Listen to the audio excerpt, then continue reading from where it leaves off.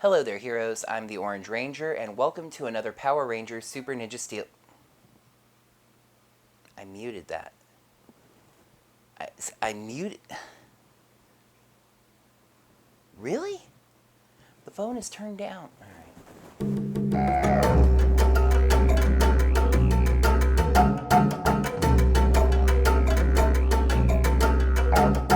Hello there, heroes. I'm the Orange Ranger, and welcome to another Power Rangers Super Ninja Steel episode review. So, this episode was in kind of a tricky position from the word go. The third new episode in the previous 8 days. The first of those was the resolution to a dramatic 5-month cliffhanger. The second was a nostalgic roller coaster in celebration of the franchise's 25th anniversary. But this was back to normal. The anniversary is over, Foxatron is destroyed, it's time to just get back to the general fight against evil. Well, there was still one loose thread to wrap up, or rather, a loose bee to catch. Let's see how the Rangers dealt with the last of the Galactic Ninjas by taking a look at the 11th episode of Super Ninja Steel, Love Stings. Love hurts. We start things off on the Warrior Dome this time, with Badana bringing Odious the only ninja medallion that survived Foxatron's explosion. She's a little curious as to what Odious's plan is now, seeing as Foxatron explode and all. Odious says it's Valentine's Day. It is? I mean, that doesn't even fit the number of episodes between the end of Ninja Steel, which was a Christmas episode, and now. Anyways, we'll just accept it for the sake of the plot and just move on. Conveniently enough, the last surviving ninja medallion belongs to the last surviving Galactic Ninja, Venoma. I guess you could say that it survived the explosion because it was the least used of the medallions, seeing as Venoma didn't get to fight on her own. Whatever. Odious tells Venoma to use her powers of dangerous love on the Rangers. Weirdly enough, at first Venoma doesn't want to, whining about it. Odious threatens to destroy her, just like she did Wolverine, but then the two of them strike a deal. If Venoma can get the Ninja Power Stars for Odious, she can have her medallion and her freedom. So, why is Venoma acting like she's Odious's prisoner? She and the other Galactic Ninjas were invited guests. I do get that Odious is very powerful, but so is Venoma. Especially when Odious hands Venoma back her medallion. Just leave! It's apparently a rather warm Valentine's Day in Summer Cove, as opposed to the cold December that you might remember they had. Shorts and t-shirts all around. Anyway, the Rangers are preparing for a Valentine's Day dance, and I have to say that even though I've complained in the past about how this show tends to overfocus on the Rangers' human lives, this all just felt very humanizing and very teenagers and what they deal with. Levi asks Brody if he has a date to the dance yet, and he says he does. Ooh. Spoilers, we never see the dance, and this is never followed up on. Calvin jokes that he's got a hot date set up himself, but it's Haley. Of course it's Haley. Meanwhile, Preston is rehearsing asking Sandy to the dance. I cannot praise Ninja Steel enough for this. We have a recurring side character, besides Victor and Monty or the teachers or anything, and relationship development. I love it. Haley walks up to her locker and sees this, but the plot doesn't call for her to get involved just yet, so she just smiles and walks away. Despite that being the perfect time that one would go to help or encourage a friend. And then, oh good, Victor and Monty. You see, Preston just can't have anything that Victor Vincent wants for himself. Oh no. First the lead role in Romeo and Juliet, and now Sandy. Apparently, Victor has also fallen for Sandy and has forced Monty to dress as Cupid to fire plunger arrows at her. These arrows work out really well. They try a long-distance shot at first, but the secretary, so vital a character to this story that I've utterly forgotten her name, stands up and gets in the way, taking the shot in the head. She reads out Victor's love note and embarrasses him. Victor decides to just go and talk to Sandy while Monty moves in closer. It's actually going kind of well at first until Monty sneezes, I think, while firing and hits Victor right in the mouth. Actually, Monty, that was a perfect shot. Well done.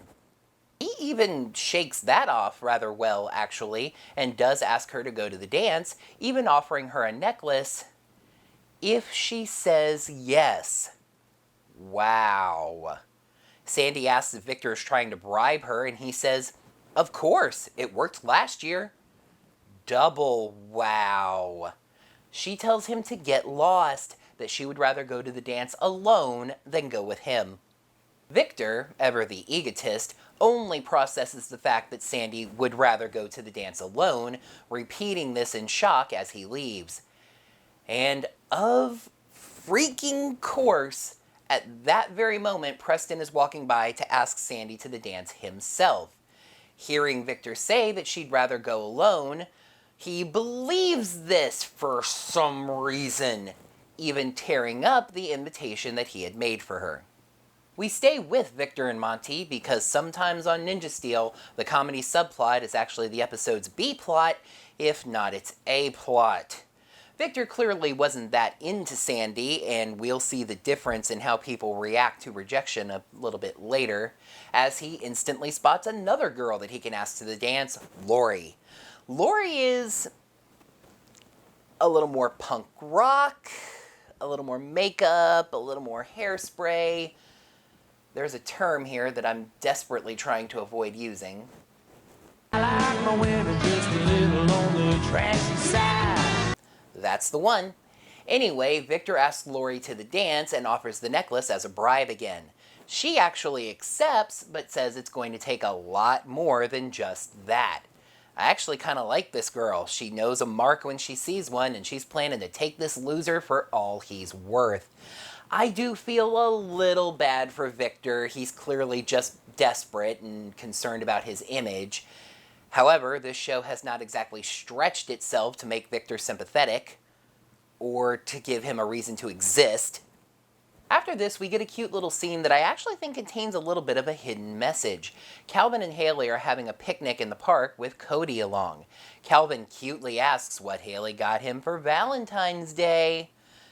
I sure hope you remembered to get her something, Cal. You don't have the best track record there. Haley hands him a bag of Cody's poop. Well, folks, here we are. After all the fart jokes, Ninja Steel has finally made a poop joke. I kid. Like I said, this scene is cute, and I think it has a hidden meaning. You see, the two of them don't really seem to care about Valentine's Day, and most couples that have been together for a while don't. Love is a 365-day-a-year thing, heroes. These two probably go on special dates all the time. Valentine's Day isn't special to them. Moving right along, Haley sees Preston walking by moping and calls him over to see what's going on. He tells her the whole story about Sandy, and she gives us the moral of the day in the third scene of the episode. Pretty early, actually. You can't believe everything you hear. And that's right, the moral of this episode was literally its entire summary. Preston realizes that he does still have a shot with Sandy. And as a quick little aside, I really hope that he was referring to just the dance, because she could still be totally into him and just want to attend the dance alone so that she could leave early if she wanted, or go with a group of friends and not feel obligations to a date. He goes to text her, but Haley points out the plot convenience. Sandy is actually walking home through that exact same park. You know, based on my earlier theory that Summer Cove High might be a private school, I really wouldn't be surprised if all 90% of the students live in some kind of gated community that park leads to. He quickly stammers out a goodbye to Haley and runs up to Sandy. He starts to ask her to the dance, but the two of them are unfortunately interrupted by Venoma. Sandy does not run away at the sight of a monster, just staying close to Preston. This girl's got some guts. Hey Sandy, there does just so happen to be a green Ninja Steel suit, for a woman no less, that I think has your name written all over it if you're interested. Venoma fires her arrows, which I'm just going to clarify now are basically Cupid's arrows. They make whomever's hit fall in love with the first thing that they see. I really thought it was going to be that they make them fall in love with Venoma, regardless of what they're looking at, because that would make a lot more sense for a monster. Anyway, the arrows head towards Sandy. Preston turns her, trying to start protecting her, but one of the arrows catches her in her backpack. Preston checks on Sandy to see if she's okay, and she looks up at him with doe eyes. Uh-oh. So, Preston gets her out of there while the others simply stand and have a chat with the monster who happens to have an entire bee on her shoulder. To prove that her arrows do work, since, Sandy was a little ambiguous, she fires more arrows at the Rangers, who stand still and don't make a single effort to get out of the way, and Brody takes a shot right in the chest. If that had been a bullet, or even a laser beam, Brody would be dead. As it is, he yanks the arrow out of his chest and starts professing his love for Venoma. Will Schufeld's acting actually came out a little bit here, as Brody's declarations of love for Venoma actually border ever so slightly on the sexual. Levi then flat out tells the audience what we can already clearly observe, that Venoma's arrows made Brody fall in love with her. Levi then flat out explains to the audience what we can all clearly see, that the arrows that Venoma fired made Brody fall for her. What's that? I just repeated the last sentence of the previous paragraph, just slightly reworded? What an amazing coincidence! The exact same thing that Levi did after the commercial. Haley gets Brody out of there, leaving Levi, Calvin, and Sarah to morph and leap into some ninja footage. Calvin nearly gets shot by one of the arrows, but Preston leaps back into the scene to get him out of the way. Something that proves to be utterly pointless, because just a few moments later, Calvin gets shot anyway. As does Levi. The other two get them out of there as the group retreats. They head back to the base, and in what I think is a nice touch, Mick actually wasn't there, having to quickly run in after getting Sarah's message. Mick is a teacher. He has classes to teach, preparations to make, meetings to have, etc. Mick doesn't believe the three of the Rangers have fallen in love with a monster, because Mick has clearly not been paying attention to the strange abilities that some of these monsters have. Brody is making a heart-shaped ninja star, aka a ninja heart, because stars and hearts are not the same shape. Levi is writing Venoma a song. Calvin has made her a remote-controlled dump truck with flowers in the back of it. But a side note on that, actually, I was really hoping that we would see some kind of emotional response from Haley over the fact that her boyfriend is professing love to a monster on Valentine's Day of all days.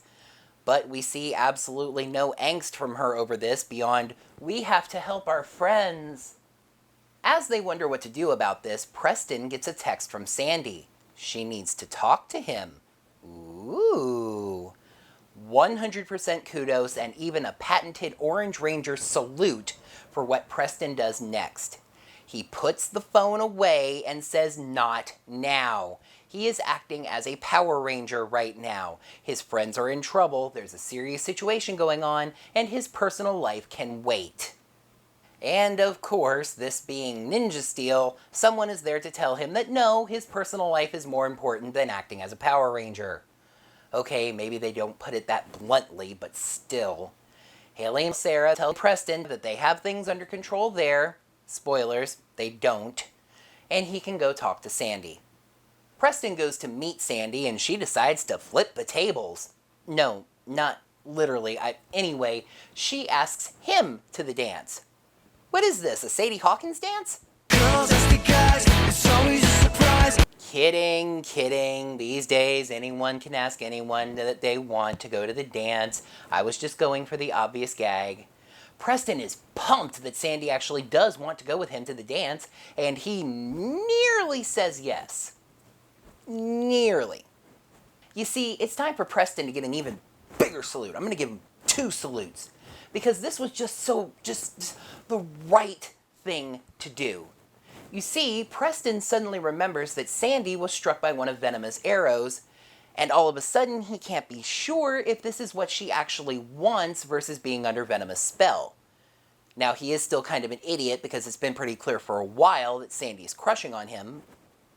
But just being a good person, Preston tells Sandy that he really likes her, she's great and everything, but he just can't take her to the dance. When she asks why not, he kind of stumbles around for an answer before landing on that it just wouldn't be right. But you see, I think there was a better explanation that he could have given her without revealing his identity as the Blue Ranger. Sandy, do you remember that monster that we saw in the park earlier? I heard some people talking about how it fires arrows that make people fall in love when they get hit. You got hit by one of those arrows. So I really think it would just be best if we waited until the Power Rangers sort that whole thing out, okay? I mean, she'd probably still be upset, but how could you not respect that? She runs off, heartbroken of course, as Haley walks up and wonders how in the world Preston missed a layup like that. He explains the situation and she says that he did the right thing and they are going to get this taken care of. Preston then realizes that Sandy was so upset that she ran off without her backpack. And this is where things get a little bit weird. Preston realizes that Venoma's arrow got stuck on a textbook. A really flimsy looking textbook with a plastic laminated cover. I highly doubt this thing could stop a real normal arrow, let alone one that was fired by a monster. And it didn't even pierce the book, it just kind of stopped sideways on the cover? But actually, I noticed this whole thing when Sandy got shot originally. Hey, I've got to leave some suspense for people who are only watching my reviews and not the actual episodes, right? When Sandy got shot, only her backpack glowed. When Brody got shot, his entire body glowed. Of course, this now also makes me wonder if Sandy's backpack is in love with Preston. Since the arrow did not touch Sandy's body, she's not actually under Venoma's spell, and thus she does like Preston and does want to go to the dance with him. Yay!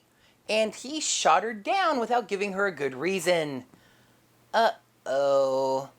And of course, as soon as he would run off to go catch up with her and explain what really was going on, their ninja comms go off and Mick asks them to come back to the base. Being a Power Ranger can suck sometimes. Meanwhile, in the base, the three love-struck Rangers get smart. Well, it's Levi's idea, but the other two quickly agree. They all want the same thing, to get out of the base and get to Venoma. If they work together, maybe they can escape, and then hey, may the best man win. Of course, they don't have to work very hard to do this, since as I spoiled earlier, the others do not have this situation under control at all. Mick and Redbot are working on chest protectors for the Rangers, and Sarah takes a look at them. So nobody is watching the three.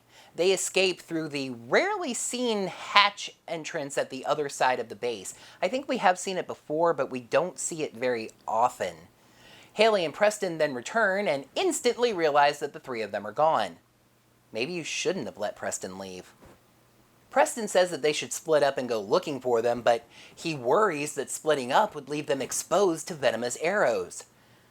I would argue otherwise, Presto. I mean, yes, I understand that there's nobody to protect you, protect your back, etc. But you're ninjas, right? Being alone should actually make it easier for you to move around. You can be shiftier, you're able to move around a lot better, and you don't have anybody to protect. In other words, it should make you harder to hit. The Romeos are riding in Nitro rather peacefully trying to decide where Venoma might be. Calvin suggests the gardens because, hey, bees like flowers. That makes sense, it's pretty logical. Levi says maybe she's at the beach. Besides the bee connection and the word beach, I don't really think that's going to work out for you. Brody has the best suggestion. The quarry. Why the quarry? Because monsters love hanging out at rock quarries. I have to admit, when I saw this in the episode, I literally laughed out loud. That was funny. Oh, and then Nitro breaks down, probably because the plot convenience hose came loose. Preston is looking for the guys near some kind of factory when he spots some honey on a barrel. That's a nice clue if you're looking for a bee creature, except that bees make honey on purpose. Does Venoma just leave honey footprints wherever she lands? Well, in fact, it may have actually been a trap since Venoma is up above Preston on a catwalk. She's got him in a prime position to get hit by one of her love arrows. So instead, she jumps down, loudly announces her presence, and confronts him. I don't know, maybe she doesn't trust her long-distance shot. You know, Venoma, Sarah could give you some archery lessons. Anyway, Preston morphs, but I mean, Sarah obviously popped up from behind a barrel to no? Okay, so like Haley glided in from the sky with that cloth that we saw before, and the two of them... No? That's right, heroes. After only 33 episodes, Ninja Steel has finally given us a solo Ranger morph sequence.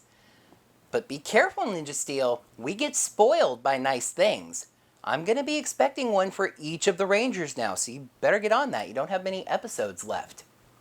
The two of them have a very nice one-on-one fight, but eventually Venoma manages to get an arrow through and hits Preston dead on, demorphing him.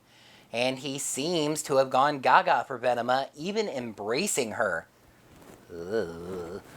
She says if Preston loves her, he'll hand over his ninja power star.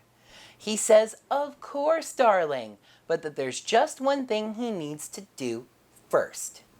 He then grabs the last arrow out of her arm, throws it into the air, and slices it in half, declaring that her spell is now broken. 1. How did he know that that was her last arrow? Were they keeping a count? How did they know how many she had? Earlier in the episode, she only made a very vague reference to needing to make the arrows she had left count, but she didn't give us a number. And these things seem to come from her body, biologically. Why is there a limit? You could say it's based on the Ninja Medallion, and we've seen that those things need to recharge after being used for a while, but that's also something they could have established. 2. How did they know that destroying the arrow would break the spell? Don't get me wrong, it does, but once again, how did they know that? If they did know that, why didn't they just break the arrow that was in Sandy's backpack? I was actually hoping that they would go somewhere with that arrow in Sandy's backpack. That Preston would go, hey, this is one of Venoma's arrows. We can have Mick study this, and he can learn about how to break the spell. But they didn't, of course, because Ninja Steel is the seasons of missed opportunities. Meanwhile, the girls catch up with the Romeos, and the spell being broken, the three of them don't even remember having been in love. I'm sorry, but I don't really buy this. You see, their personalities shone through the love spell, doing things that they liked doing anyway, just for Venoma. It's not like these were entirely different personalities. Anyway, really intelligently, Haley realizes that if the spell has been broken, that means that Preston is fighting Venoma alone. Levi says, let's go. And I'm going to reference myself in my review from 2 episodes ago. Go where? I mean, yes, it's likely that the girls and Preston made a plan off-screen and they know where Preston is. But Preston is fighting a monster, especially one that can fly. There's a pretty good chance that they've moved a good distance by this point. And even forgetting all that, Levi doesn't know the plan. So where exactly is he leading them to? Venoma is confused about why Preston isn't in love with her, seeing as the arrow hit him. But, of course, he reveals that he's wearing one of the chest protectors that we saw Mick making earlier. It's made of metal, so the arrow didn't get through. Except that there's a hole in the shield, so the arrow did get through. He was wearing it flat on his chest, so it should have at least touched him. Preston tells Venoma that she shouldn't always believe everything she hears. Shut up! I do not care that, technically speaking, this is a moral of a day that applies to the Ranger side of the plot. This is stupid. This is ham-handedly beating your audience over the head with the moral of the episode. I mean, it barely even connects to anything, especially the plot, seeing as the whole thing was predicated on Preston being an idiot in the first place. Venoma may be fresh out of love arrows, but she's got a nice stocked supply of fighting arrows. That's actually okay. Lots of video game weapons have dual ammo. They resume their fight, but it's pretty short this time. Preston does get a quick call for help off to the other Rangers. Hey, they filled in that plot hole. Except no, they didn't, because they left before Preston made this call. He and Venoma activate finishing moves and run at each other. It's a single-slash battle, and of course Preston emerges victorious, Venoma exploding while Preston stares forward with his head tilted in this really badass kind of fashion. Ow. Venoma gets gigantified, but the other Rangers answer the call, showing up in their blaze swords. You know, the show had kind of painted itself into a bit of a corner here. They needed to have the 5 Rangers on screen in cockpit footage, but since the original cockpits are standing, those are a little too tall to make that work in high definition widescreen. So, they made brand new cockpit sets. They're very simple, colored flame backgrounds and animal logos, but they were just so refreshing and new that I really liked it. And they must have heard me from 2 reviews ago. The whole show is edited far in advance, I know.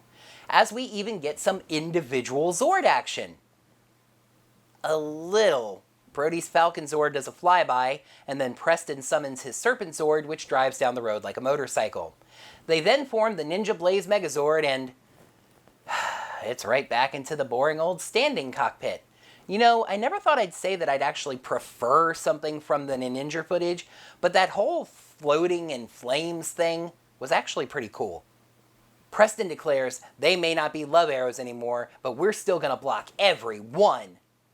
There is not a single way to interpret that statement and where it makes any sense for it to have been said. The Megazord does a Serpent Zord punch, because this is a Preston Focus episode, and then the Ranger Blast finisher, and as Venoma declares as she explodes, the Galactic Ninjas are no more. The Rangers are playing some pool after having attended class at the local pool hall. I told you I was going to start saying it. We get our "you were right" scene as Preston tells Haley that she was right in saying that he shouldn't believe everything he hears. He's sad that he's probably blown his shot with Sandy, but Haley points out that he could always just ask her again, especially since she's stalking him. I mean, conveniently walking behind him again. He approaches Sandy and stammers out a weird kind of an explanation that, technically speaking, is sort of a lie.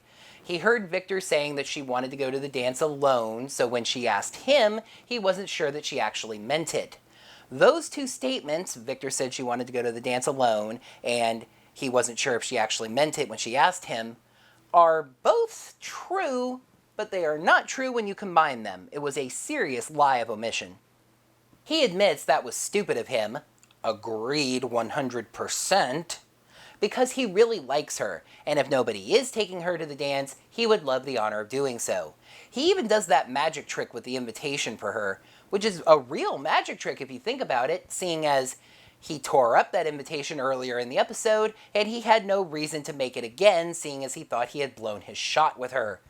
Fortunately for him, nobody else has asked her to the dance, and she eagerly agrees to go with him, because obviously she's really into him as well. We of course end with the comedy wrap-up. Victor and Monty come back to the school with all of Laurie's demands, but when Monty puts down the things he was holding, the balloons tied to his wrist carry him to the ceiling, where he hits a fan and then plummets back down. Laurie quickly takes the excuse to get out of the date, saying no balloons, no dance, but that she's keeping all the gifts. I found myself torn between feeling sorry for Victor for being taken as a fool, feeling happy that he was because he outrightly admitted to being a girl-bribing jerk, and wondering how the 2 of them are even alive when Monty fell from at least 20 or so feet and the 2 of them are not even seriously injured. So, did this episode cut the mustard after 2 pretty dang good episodes prior? Let's find out by throwing some stars. Episode 11, Love Stings. Pros, great characterization for Preston, nice relationship building, and a nicely retro feel. Cons, moral delivery via idiocy, Victor and Monty's separation from the plot, and Zord anticlimax. A slight improvement, but still hovering right around that average mark. Love Stings gets 3.5 stars out of 5. I cannot stress enough how much Preston grew in my eyes in this episode. It wasn't perfect, as I'll get to in the cons, but he had those 2 major moments that really just stepped him up in my opinion. The first was deciding not to go talk to Sandy when he was overseeing things with the Love-Struck Rangers. Duty before personal life. That is part of being a Power Ranger. Then just being a good person, period, in turning down the date with Sandy when he thought she might be under the love spell. This is probably a lot more serious of a thing to take away from the episode than it intended, but it's really just like not taking advantage of a drunk person that's coming on to you. If you feel that someone is under the influence of something that might be impacting their judgment, don't let them make decisions that they might regret later. That's actually a better moral for this episode than the one it gave us.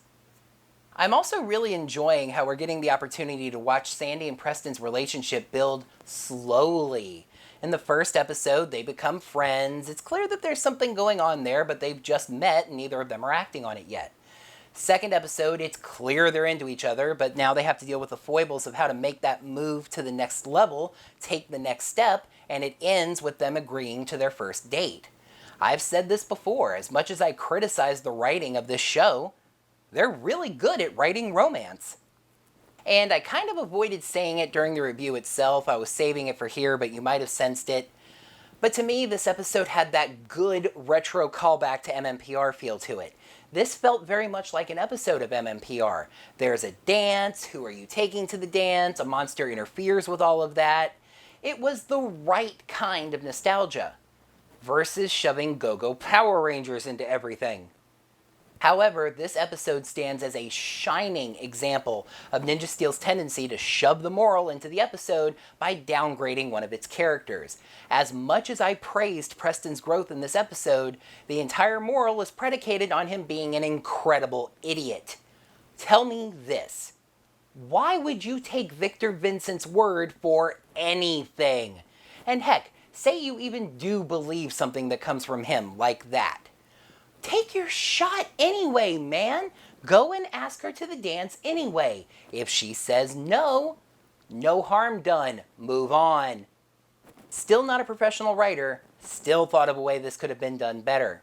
The first part of everything goes kind of the same way. Victor makes his pitch. Sandy gets mad about it. He walks away muttering how she'd rather go alone.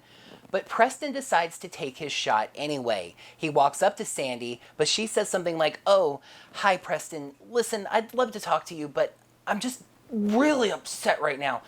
I need to step outside and get some air and clear my head for a minute." Then Preston gets the idea that she really does want to go to the dance alone, that she sensed that he was going to ask and she just prefers being by herself.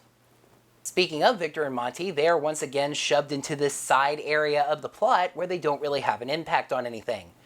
Yes, I will admit, Victor trying to bribe Sandy to go to the dance prompted her to say the line that she would rather go alone. Think about that. Their impact on the plot of this episode was to prompt a single line of dialogue. Then they're shoved over into the comedy side plot for a storyline that proves that they're actually morons.